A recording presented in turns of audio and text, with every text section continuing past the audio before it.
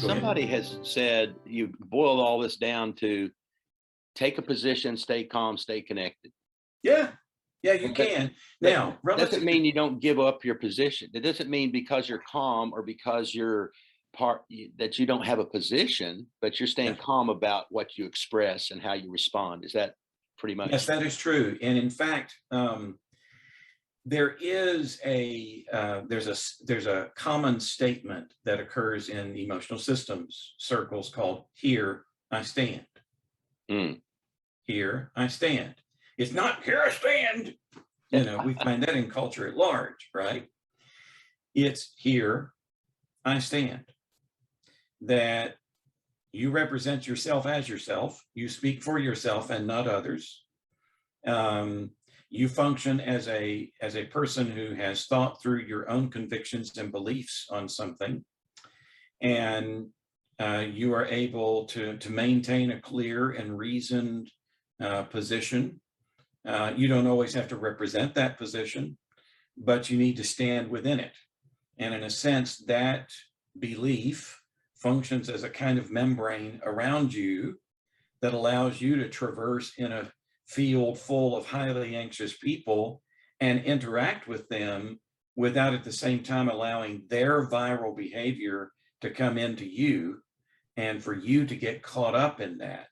And so your own emotional health, your own spiritual health, and the clarity within you of your own beliefs and understandings about things. And it's not just beliefs about scripture. Okay, here we go in the Church of Christ, we're thinking, oh, that means beliefs. Well, it's more than that. It's what is your thinking? What is your posture on whatever is circulating within your congregation? And sometimes it honestly takes sitting down, writing it down, clearly representing in writing for yourself where you are on some of these things. Otherwise, you'll have a tendency to be pulled and pushed in so many different directions because highly anxious churches have a tendency to politicize their leaders and to try to pull them or to push them in certain directions. But if you know who you are, then that helps. So yes, there is this notion of being able to say, here I stand. Now that's especially important in today's climate because there are a lot of tenets of this theory. They're actually developed by Murray Bowen, a psychologist back in the 1950s and 1960s, and then carried over by those who studied under him. And there are supposedly 8 concepts in Bowenian theory, but the 8th concept is what's referred to as societal regression. Right. Now that's just another term to say that there are times in culture when anxiety is so intense and the triggers for anxiety are so numerous that the anxiety spikes out of control. And it's marked by rises in terrorism, cultists, the representation of cults in culture, increased polarization over virtually anything that can polarize people. Right. Seeing that. You know, in other words, we're in a spike. We are in an anxiety surge, which means that unresolved anxiety over previous issues that can have gone on for years. And spike times tends to manifest itself, and sometimes it manifests itself in ways that are completely unconnected to all of those previous issues that were before. It just finds opportunity in a particular issue to express a lot of its pent-up frustration. I call it the geological principle. It's kind of like, you know, if a volcano erupts many years ago, and the lava goes underneath, and there's a big encrusting that occurs over it. Well, it's still kind of there. And so imagine a church or a group of people coming to your church, because then that's just church issues, right? Right. You've got people all coming with their emotional systems, their emotional field, and they're coming with that into your churches. And when all of that anxiety has been flowing underneath for who knows how long. Sometimes all it takes is a tremor that opens up a fissure that allows that stuff to start spewing up again. We've got tremors like crazy. That's right. Going on now, which means that a lot of the pent-up frustration about racial disharmony, about political polarization, about economic disparity, economic trouble, international intrigue, warfare, and battles between nations, all of that elevates. Yeah. And the big tremor was the pandemic. I mean, that was the big tremor. But look at everything that happened in 2020.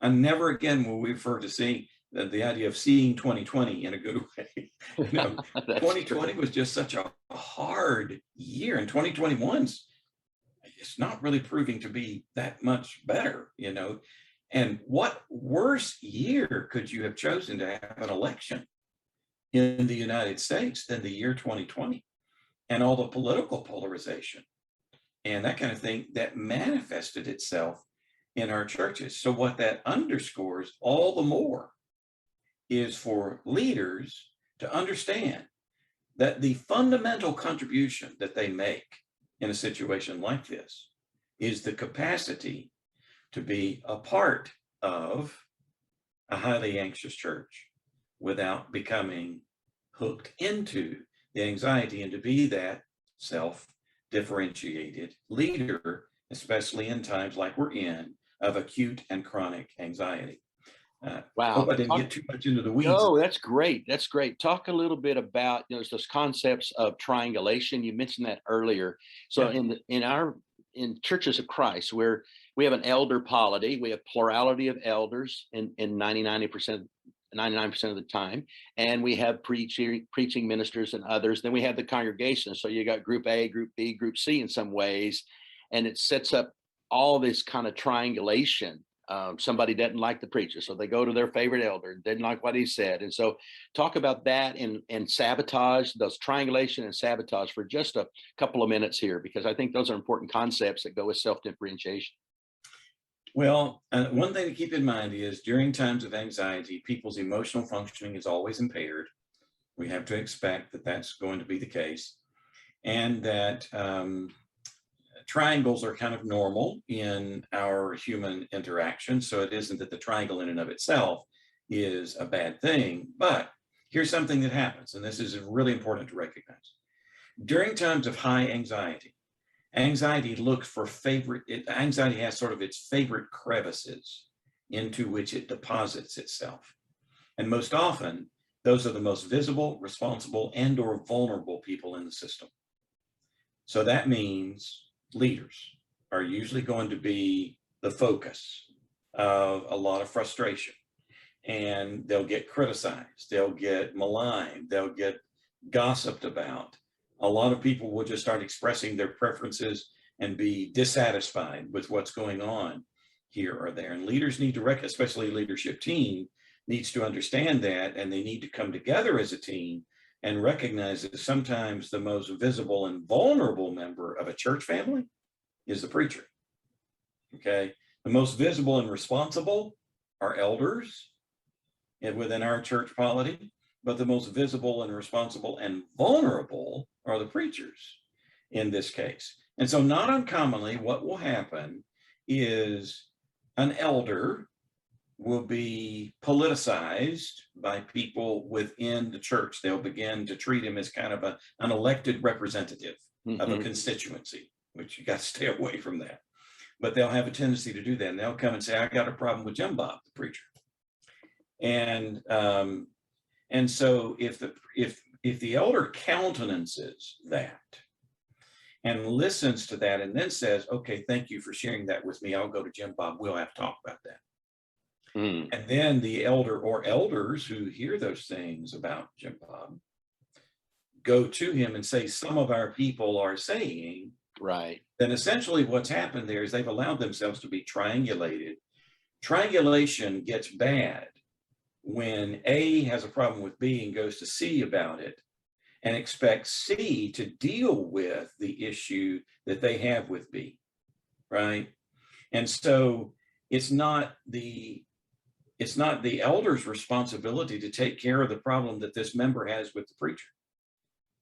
It's the elder's responsibility to maintain a kind of equality relationship with both members Right. of that relational system, and to understand that they have to relate respectfully and to honor the needs and interests of both parties in as much as they can, and to encourage a lot of direct communication. You can't do away with triangles in churches. What you have to do as a leader, you have to define your role within those triangles so that you are a resource to all parties, not just to one or the other. And you don't allow yourself to be pulled away or to be pushed into a situation to where you become a champion of someone's anxious demands. And it's so easy for us to do that. Talk to us about, we've got a couple of minutes here. So if you had to boil down to 3 or 4 practical things for church leaders to know from all of this, 2, 3, 4, whatever you have time for, what would that be in summary? Number one, we're in an anxiety spike. Just recognize that. People are not going to be at their best. This is we're in a period of societal regression, and the likelihood is that is going to continue for a while. Okay. This is not going to be over anytime soon.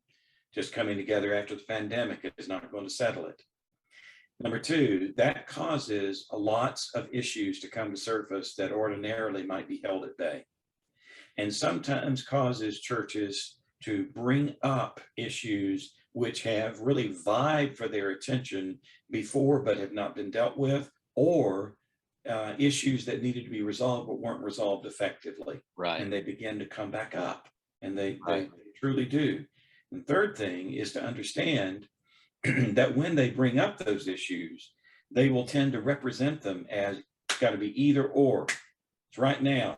I got to have a fast decision. You guys need to make up your mind what's going to be done. Now, there's a double bind associated with that. Okay. Right. The double bind is we want you to make up your mind as long as your mind is the same as my mind. That's right.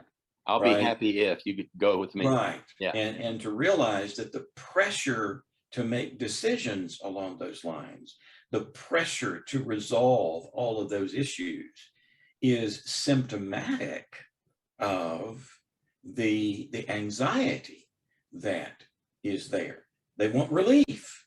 They want relief. And so the way they get the relief is make up your mind, do this, and tell us that we either got to wear masks or not, as long as it's what I want, And the feeling among elders that if they get the right content and the right process, everything will resolve on that. Content and process are important. But what is more important is to recognize the emotional responses that are occurring and the emotionality of what's happening. This then leads to number 4, the most significant contribution that leaders make in those cases is a calm, what's often referred to as a non-anxious presence. Wonderful. That is wonderful. I know we're trying to collapse lots of books and lots of information and lots of scripture together. And we could give lots of biblical passages, examples of everything we're talking about. But Carlus, thank you for doing this. And it's going to be a blessing to so many people. And thank you for being here today. Hey, glad to do it, Grady. Thank you. I feel honored that you let me have this conversation with you and with those that are part of your teaching there, and blessings to everyone. Appreciate the ministry.